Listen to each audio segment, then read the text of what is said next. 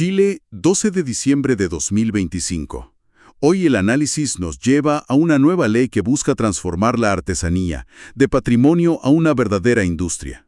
También a los gigantescos proyectos de infraestructura energética que están literalmente redibujando el mapa del país. Y además, vamos a ver cambios cruciales en la agricultura y ajustes a los subsidios de vivienda. Arranquemos con algo que toca el alma del país. Se promulgó la ley número 21.788, una nueva ley para proteger y fomentar la artesanía. A primera vista, uno podría pensar que es un gesto simbólico, un reconocimiento cultural, pero al leerla parece que va mucho más allá, ¿no?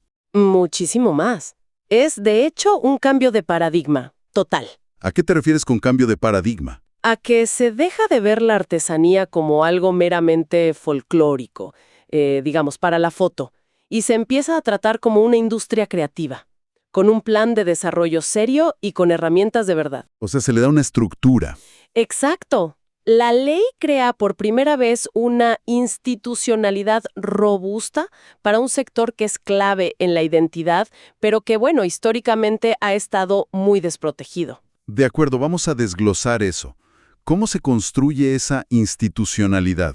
¿Cuáles son las piezas clave? Son básicamente 4 pilares que se sostienen entre sí. El primero es la creación del Consejo Nacional de Artesanía. Y ojo, que esto no es un comité decorativo. Para nada. A ver, ¿quiénes se sientan en esa mesa? Ahí está la clave. Además de gente del gobierno, de académicos, se sientan 16 artesanos y artesanas. ¿16? Uno por cada región del país. Ah, mira. O sea, los propios cultores van a tener voz y voto directo en las políticas que los afectan. Justamente, se acaba eso de diseñar políticas para artesanos desde una oficina en Santiago sin entender la realidad de un textilero de Aysén o un alfarero de Pomaire, por ejemplo. Eso sí que es un cambio fundamental. Le da poder real a los protagonistas. ¿Y el segundo pilar? El segundo es el Registro Nacional de Artesanía, que se va a llamar Chile Artesanía. Va a ser el único registro oficial, público y gratuito. Y eso ordena el sector, me imagino. Lo ordena y lo formaliza. Ser un artesano registrado ya no será algo informal. Va a ser la llave para acceder a beneficios, a fondos y, por ejemplo, para poder participar en ferias de artesanía certificadas. Claro. Le da un sello de calidad de cara al público. Exacto. Entiendo. Se crea el cerebro, que es el consejo, y luego el catastro, el registro. Pero a menudo estos proyectos se quedan en el papel por falta de dinero. ¿La ley contempla cómo se financia esto? Por supuesto. Ese es el tercer pilar y el motor de todo. El Fondo Nacional de Fomento y Desarrollo de la Artesanía. ¿Un fondo concursable? Sí, concursable. Lo que significa que los recursos se van a asignar por proyecto para financiar todo el ciclo, desde la investigación de materias primas y la creación hasta la comercialización y la difusión. ¿Y el cuarto pilar? El cuarto es el reconocimiento. Se formalizan y potencian los premios, se crea el sello de excelencia a la artesanía y los premios Maestro Artesana y Artesano a nivel nacional y también regional. Y lo interesante es que abren categorías para cultores tradicionales, pero también para los contemporáneos e incluso para aprendices. Se piensa en el futuro del oficio. Se está pensando en toda la cadena y en el relevo generacional. Hay un detalle que me llamó mucho la atención. Algo increíblemente práctico. La ley habla del uso del espacio público. Dice que las municipalidades podrán crear ordenanzas para que los artesanos usen calles y plazas para vender. Es que ese punto es clave. Lleva la ley del papel a la vereda, ¿no? Exacto, y conecta la política nacional con la gestión del día a día. Pero si miramos un poco más arriba, lo más potente es la creación de un comité interinstitucional. Interinstitucional. Sí, con representantes de 18 organismos públicos. 18. A ver, ¿quiénes están ahí? Estamos hablando de Hacienda, Economía, Medio Ambiente, Turismo, Bienes Nacionales, Trabajo, Mujer y Equidad de Género. O sea, todos los ministerios importantes. Casi todos. Y esto nos dice algo fundamental. La artesanía deja de ser un tema exclusivo del Ministerio de las Culturas. Se reconoce oficialmente que es un motor económico, un atractivo turístico, una fuente de empleo. Se le da el peso que realmente tiene. Y si esta ley crea una especie de infraestructura para la cultura, las siguientes publicaciones nos llevan de lleno a la infraestructura de cables y acero. Hablamos de proyectos que son la columna vertebral del Chile energético del futuro. Sí, estamos viendo decretos que le dan luz verde a piezas clave del plan de expansión del sistema de transmisión. Hay varios, pero dos destacan por su escala. ¿Cuáles son? El primero es la nueva línea 2x220 kV Don Goyo-La Ruca, en Coquimbo. Es un proyecto de más de 11.000 millones de pesos para reforzar la red en una zona de mucho consumo. Ok, un refuerzo importante. ¿Y el segundo? Porque los documentos le dedican muchísimo espacio a otro proyecto que parece, no sé, de una magnitud completamente distinta. Es que lo es. El segundo es un proyecto colosal. La línea HVDC Quimal-Lo Aguirre. Los decretos que vemos hoy se refieren a los tramos que pasan por la región de Antofagasta. ¿Y de qué escala estamos hablando? Para que te hagas una idea, solo este tramo en Antofagasta son más de 415 kilómetros. Y el presupuesto supera los 101 millones de pesos. Es una obra monumental. Espera un momento. HVDC suena a algo salido de una película de ciencia ficción. ¿Podemos traducirlo? ¿Qué significa y por qué es tan importante? Claro. Pensemos en ello como una manguera de alta presión para la electricidad. Me gusta esa analogía. HVDC significa corriente continua de alta tensión. La red normal usa corriente alterna. La gran ventaja de la corriente continua para distancias tan enormes es que tiene muchísimas menos pérdidas de energía en el camino. Ah, es más eficiente. Mucho más. Es la tecnología ideal para traer la gigantesca cantidad de energía solar que se genera en el desierto de Atacama y llevarla, de forma eficiente, más de 1.500 kilómetros hasta el centro del país. Una autopista eléctrica, básicamente. Veo que estos decretos son increíblemente detallados. Hablan de cruces con otras líneas, con ferrocarriles, acueductos, y mencionan constantemente las servidumbres necesarias. ¿Qué es una servidumbre en este contexto? ¿Significa que el Estado está comprando todo ese terreno? Buena pregunta. No, no es una compra. Una servidumbre es un permiso, un derecho legal que se le para al dueño de un terreno, sea un privado o el fisco, para poder pasar por ahí con las torres y los cables. Entiendo. El dueño sigue siendo dueño de su tierra, pero tiene que permitir el paso de la línea, y no puede, por ejemplo, construir debajo. Es el puzzle legal que permite construir estas megaobras sin tener que expropiar miles de kilómetros. Un puzzle gigantesco. Entonces, si conectamos los puntos, el objetivo final de Quimal-Lo Aguirre es... Es destrabar el potencial renovable de Chile. Hoy en día pasa algo absurdo. ¿Qué cosa? Hay momentos del día en que en el norte se produce tanta energía solar que las líneas no dan abasto para transportarla. Y esa energía se pierde.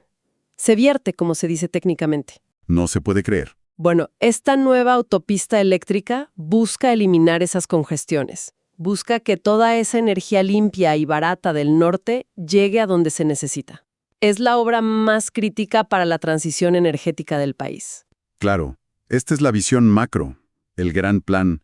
Pero a nivel de cancha, estos proyectos no siempre son fluidos. Otras publicaciones del mismo día nos muestran la otra cara de la moneda.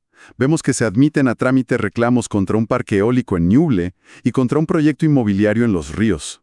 Y esto ilustra perfectamente la tensión, digamos, saludable que existe en el sistema. ¿Saludable? Sí, porque mientras el Estado impulsa estos proyectos estratégicos a gran escala, los mecanismos de evaluación ambiental y de participación ciudadana funcionan. Permiten que las comunidades locales presenten sus argumentos y que estos sean revisados por tribunales. O sea, hay contrapesos. Exacto. Esa dualidad entre el impulso de grandes obras y la existencia de espacios para reclamar es fundamental para la legitimidad de los proyectos. Esa tensión entre el plan nacional y la protección de lo local nos lleva directo a otro ámbito, la agricultura. Vemos una resolución del Servicio Agrícola y Ganadero que actualiza los requisitos para importar vegetales frescos desde Perú. Esto puede sonar a pura burocracia, pero es de una importancia crítica. Es la primera línea de defensa de nuestra agricultura.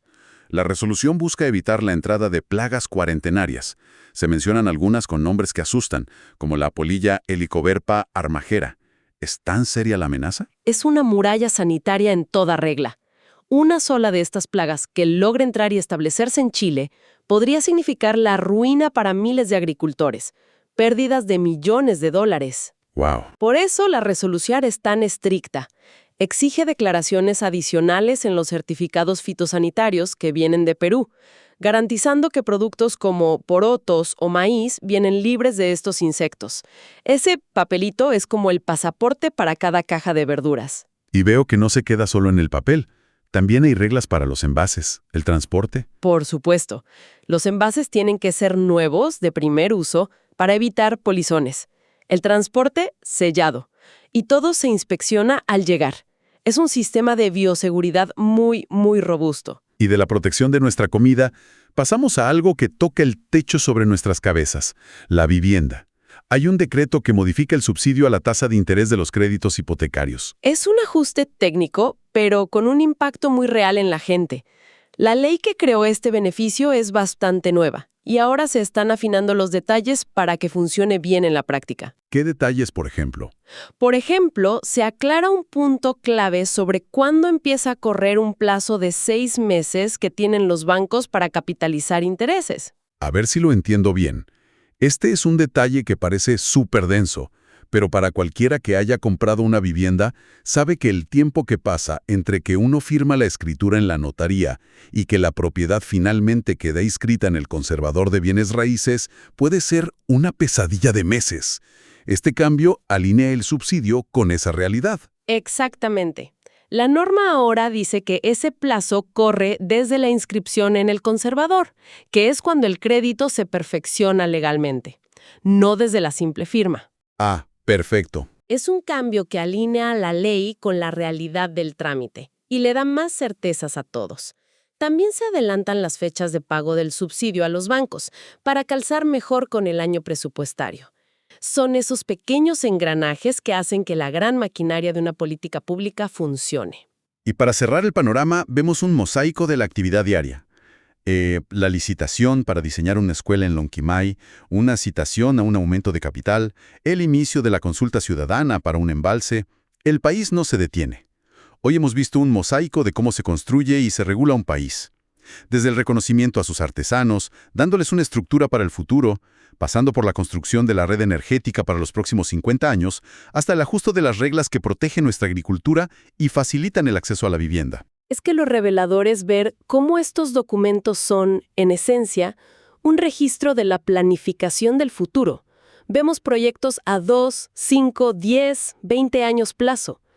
Sin embargo, entre todos estos decretos que miran hacia adelante, aparece una publicación judicial muy distinta, casi de otro tiempo.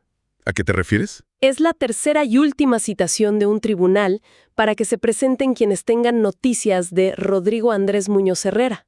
¿Y de cuándo es la última noticia que se tiene de él? De quien no se tienen noticias desde el 10 de abril de 1973. 1973. Son más de 50 años. Más de medio siglo. Y ahí está la paradoja que nos deja el día. En el mismo documento oficial donde se diseña la red eléctrica para el 2050, el Estado también está, recién ahora, usando sus herramientas para cerrar administrativamente una herida de 1973 y declarar una muerte presunta. ¡Qué fuerte! La pregunta que queda flotando es, ¿qué nos dice de una sociedad que tiene que usar la misma tinta para escribir su futuro más ambicioso y para, al mismo tiempo, seguir procesando sus ausencias más antiguas?